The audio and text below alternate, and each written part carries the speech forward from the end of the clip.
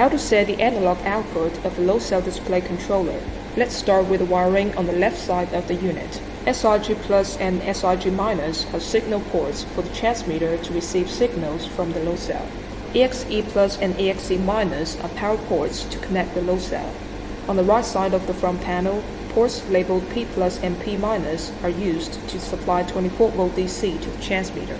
The transmitter model we are showing here features 4 to 20 mA output. Therefore, when testing with a multimeter, the red probe should be inserted into the milliamp range port of the multimeter. Then run the wire from the red probe to the I port of the transmitter, where I represents current. Insert the black probe into the COM port and connect the other end to the P- of the transmitter, which is the common terminal with the power source. Provided that the display controller and the low cell both deliver accurate measurements, let's guide you through how to set the analog output of the display controller.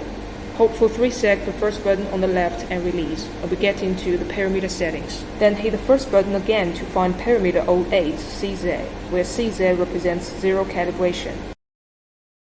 Press and hold the second button to access the parameter. Adjust the display value so that the multimeter reads 4 mA. Use the second button to change the input position and the third button to modify the value, fine-tuning it until the multimeter reads 4 mA.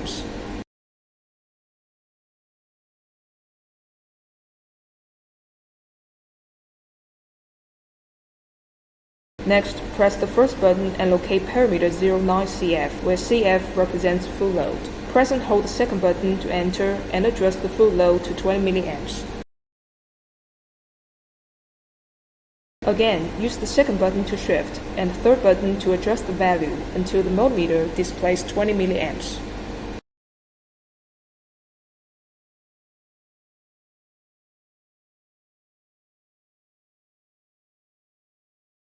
After that, press the first button to find parameter 10 CR, where CR refers to the load range.